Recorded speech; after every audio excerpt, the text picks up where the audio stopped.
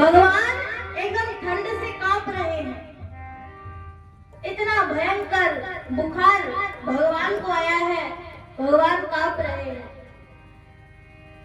सब लोग सोच रहे हैं क्या करें जिससे भगवान का ज्वर वो चला जाए। तो नारद जी वो तो भगवान के मन के अवतार हैं। तो यहाँ पर नारद जी आते हैं। नारद जी ने कहा कि प्रभु क्या हुआ? ठाकुर जी बोले कि देख ही रहे हो, इतना कांप रहा हूं, ज्वर आया है। नारद जी बोले कि प्रभु आपको ज्वर आ गया, ये कैसे ठीक होगा? तो यहाँ पर ठाकुर जी ने कहा कि देखो, अगर कोई मेरा भक्त अपने चरणों का रज मुझे दे दे और उस चरण रज को मैं अपने मस्तक पर लगा लूं तो ही मेरा ज्वर चला जाएगा, बुखार उतर जाएगा। अब तो नारद जी सब द्वारिका वासियों के पास जाते हैं, सबसे कहते हैं कि आप लोग तो भगवान के परम भक्त हैं, अपना चरण रज दे दीजिए तो ठाकुर जी ठीक हो जाएंगे। और द्वारिका वासियों को पता है कि भगवान परमेश्वर है, ईश्वर है, सर्वेश्वर है। तो सब कहते हैं कि नहीं नहीं, हमारे चरणों के रज भगवान के मस्तक पर लगेगा तब तो हमें नरक में जाना पड़ेगा। रुक्मणी जी, सत्यभामा जी, जामवती जी, कालिंदी जी, जितनी भी पटरानियां हैं, महिषियां हैं, सबसे कहा कि आप लोग दे दीजिए। सबने कहा वो हमारे पतिदेव हैं और आप ये कैसी बातें कर रहे हैं, हमें तो कहीं पर जगह नहीं मिलेगा, नरक में जगह नहीं मिलेगा, हम दे नहीं पाएंगे। नारद जी आए, नारद जी ने कहा कि प्रभु कोई भी देना नहीं चाहता, क्या करे, कैसे आपका बुखार उतर जाए, कैसे आप ठीक हो पाएंगे? भगवान बोले कि नारद तुम भी तो मेरे भक्त हो, तुम अपना ही चरण रज मुझे दे दो। नारद जी बोले भगवान राम राम राम, क्या कह रहे हैं आप? प्रभु मैं आपका भक्त तो हूँ, परंतु आपका दास भक्त हूँ। मैं आपके चरणों के सिवा और कहीं पर बैठ नहीं पाऊंगा, मैं ये कर नहीं सकता। भगवान बोले तब तो मेरा ज्वर भी ठीक नहीं होगा। नारद जी बोले कि प्रभु कोई ना कोई उपाय तो होगा ही।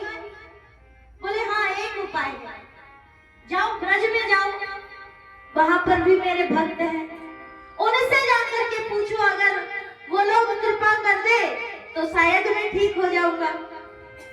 तो यहाँ पर नारद जी पहुंचे ब्रज में और जैसे ही नारद जी गए, सब लोग दौड़ करके आए और भगवान कैसे हैं पूछने लगे। नारद जी बोले क्या बताएं, प्रभु को तो ज्वर आया है। अरे हमारे कृष्ण को ज्वर आया है, हमारे प्रियतम को ज्वर आया है, कैसे ठीक होगा, कैसे ठीक होगा? तो यहाँ पर नारद जी ने कहा कि प्रभु कह रहे हैं कि अगर उनका कोई भक्त वो ठीक हो जाएगा।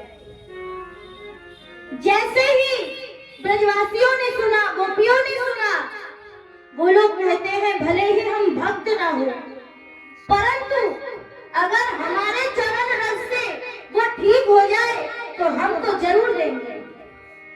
और तो पैरों में लगा लगा करके ब्रज रज दे रहे हैं, चरणों की धूल दे रहे हैं।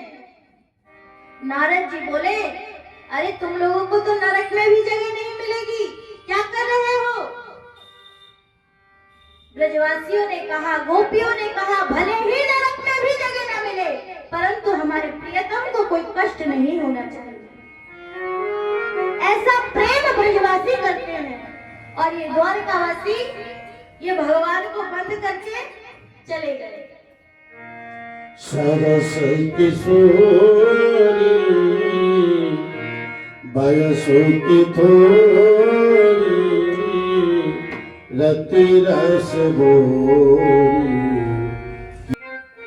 वो ब्रजवासियों ने जो धूल दी, चरणों की धूल एक बोरा हो गया, उसको लेकर के आते हैं और भगवान ने क्या किया, उसको अपने मस्तक पर डाल दिया, पूरा स्नान कर लिया। जैसे इन्होंने प्रेम किया वैसे भगवान ने भी प्रेम किया। और ये द्वारकावासी ये तो भगवान को छोड़ करके भाग गए और गुफा का द्वार भी बंद कर दिया। और ये युद्ध होता है 28 दिन तक। और यहाँ पर जामवंत जी की नस नस ढीली हो गई, तो उन्हें पता चल गया कि ये मेरे प्रभु श्री राम हैं, क्योंकि उनके अलावा मुझे कोई हरा नहीं सकता।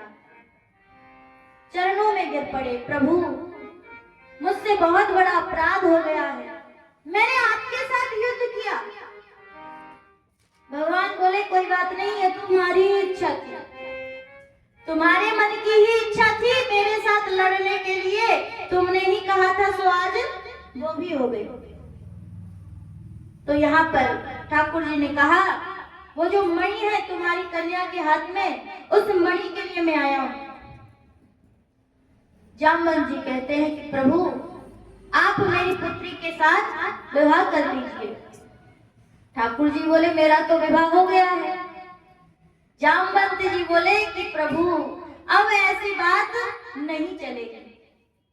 आपने त्रेता में मर्यादा रूप धारण किया था, इसलिए उस समय आपने मेरी कन्या को ग्रहण नहीं किया, परंतु इस बार ऐसा मत कीजिए।